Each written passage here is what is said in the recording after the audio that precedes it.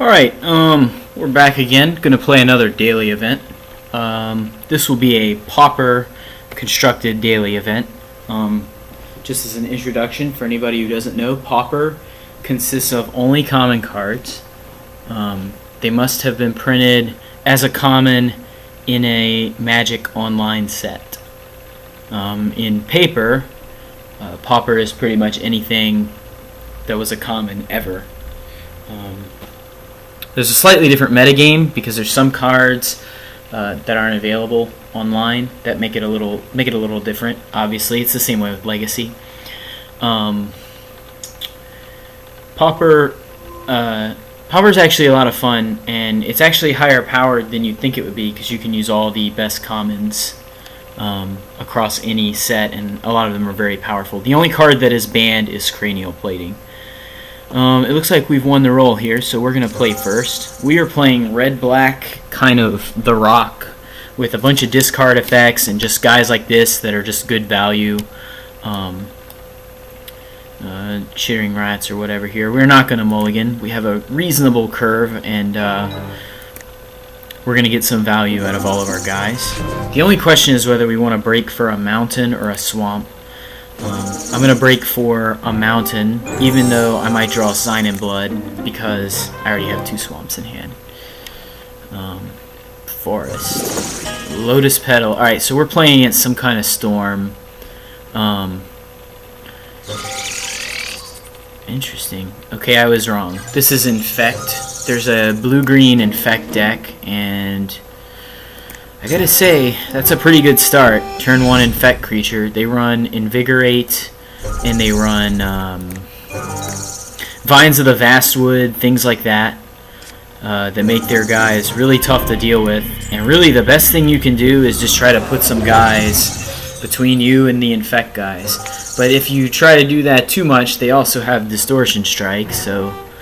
Llanowar Elves. Okay, this is really weird. I don't know what this... Well, usually those decks are green-blue. They don't run Llanowar Elves. They run like Ponder and Distortion Strike and things like that. Sisbearer.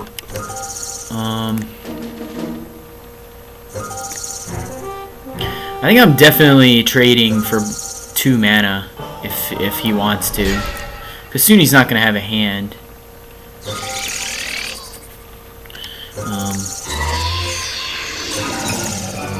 I think my next play... Ooh, Gitu Slinger. That is amazing. For those of you that don't know, Gitu Slinger is a 2/2 for 3 with Echo.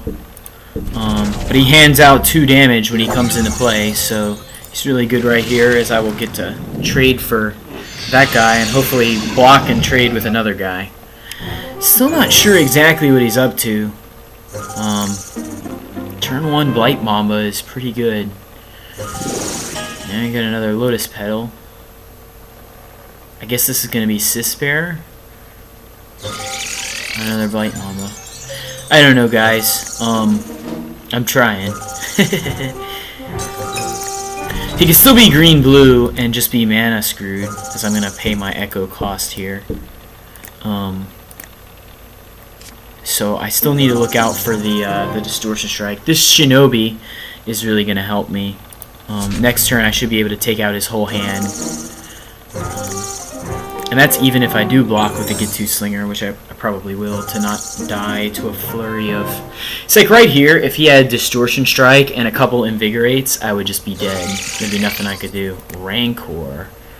That's really good. Teetering Peaks, also very good.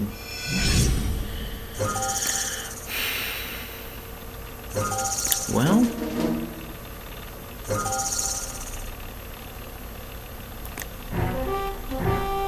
I mean, we definitely don't want to die to some pump spells here, if we can afford it. So we're going to block. And he'll have to lose the Lotus Petal to save his guy, but he will. That is really good. Really need to terminate here.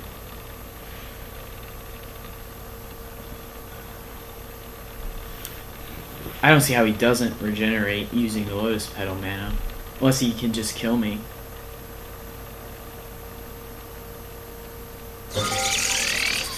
Kicked Vines of the Vastwood. So I'm actually going to take 7 poison.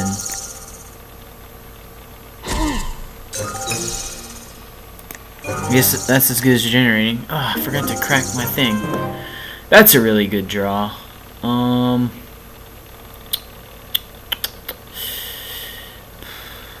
well, I'm definitely not letting him untap with that. The only question is whether I want to do Rager first. Or if I want to crack rats him. Because if I play the Chittering Rats, we call it crack rats, because, I mean, look at the rat. He's having visions over there. It basically time walks him. He'll have to put the one card in his hand back on top of his deck. Whereas next turn he might play that card and then I get no value out of the rats. So this is what we're gonna do. We're gonna play Chittering Rats and bye card. And then we bolt your guy. Oh, he does get Rancor back. I probably could have planned that a little better. Next turn, if he doesn't have a guy, I'm going to Shinobi him and take out his whole hand. But, of course, he has an Ichor Claw Mirror. And a Rancor for it. So, we're in bad shape if we don't draw some removal here. Sacrifice this for a Swamp. And let's have a look around. That is exactly what we're looking for. So I guess we're going to play the Phyrexian Rager.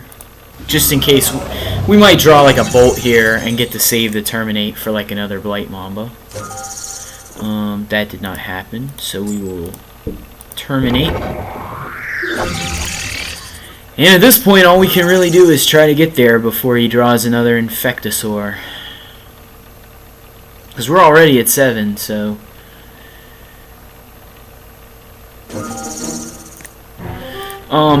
just as an aside, post board we have a lot of creature disruption and stuff that'll hopefully help out this matchup a little, but I mean sometimes they get a really fast start and there's not much you can do.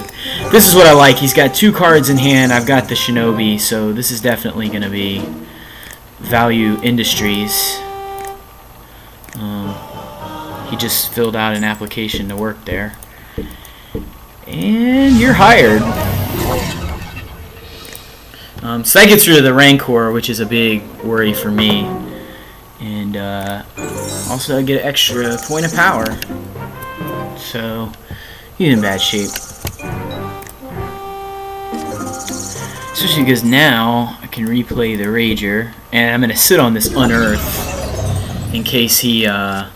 I can rebuy my Gitu Slinger if he brings back another guy, and that could be really useful.